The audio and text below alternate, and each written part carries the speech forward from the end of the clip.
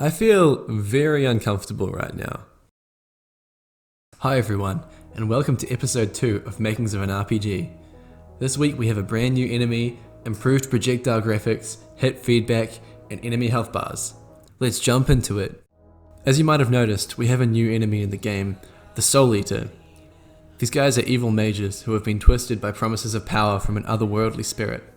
Souleaters have only one agenda: to strengthen their magical powers beyond what is considered humanly possible. Throughout your journey, you will encounter many different types of Souleaters. They are the main antagonists of the game. It took me a bit of time to figure out the design for the Souleater, and there were a few different ideas that I tried before I settled on one. However, I'm pretty happy with how the first Souleater turned out. For anyone wondering, I've been using a free pixel art software called Slate. It's very simple, but it does exactly what I need for the basic art style of my game.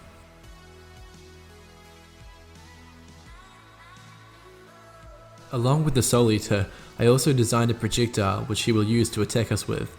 This spell is called Spectral Claws, and it's going to cause a lot of pain if it hits us. Here you can see me setting up the collider, which is the part of the spell that needs to contact our player's collider in order for the game to register a hit on us. This is how it looked when I first got it working. In the game's code, projectiles need to know what kind of target they should hit. I hadn't set the Spectral Claws to only target the player, so they were hitting and damaging the Souleater the moment he fired them. How ironic. This is better, but some work still needs to be done. Here I've set the proper rotation on the sprite, so it looks like it's travelling in the right direction. However, he's still attacking way too fast and at such short range. Luckily, some small tweaks to my spell data file fixed that up. This is one of the first times I got him attacking at a reasonable speed and range. You can see him alongside the undead melee enemy doing everything they can to bring me down. Something interesting about this is both of the enemies you can see are using exactly the same AI script. I wrote it in a general way that allows for some basic decision making, regardless of how the enemy attacks. Later on I'll write subclasses to handle enemies with more unique behaviours, but this is a great starting point. Once I was happy with the Souleater's basic behaviour, I wanted to add some more flair to the combat. I drew a new fireball sprite for the player to shoot, and added some trail renderers to both projectiles in order to add a better sense of how they were moving through space.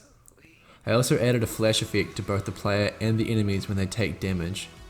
This was actually a lot harder than I expected, as it involved me having to learn how to write my own custom shader. I watched a YouTube tutorial by someone creating a similar shader, then tweaked it to suit my own needs. Basically, when a character takes damage, the whole character gets drawn in white pixels, and the colour of each pixel reverts back to its original value over the course of a fraction of a second. It ends up looking pretty cool.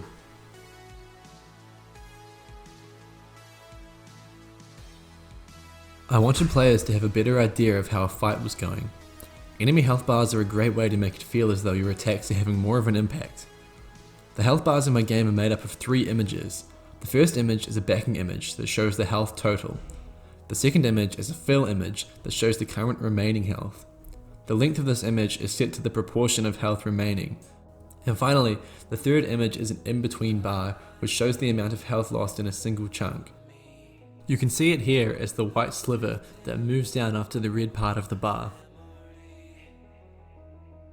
There were a few bugs that I ran into while creating these bars, including this one where one hit made your health bar go down to 0. And this one, where the health bars still stayed in the scene even after their owner had died. After fixing those bugs, it was looking pretty good.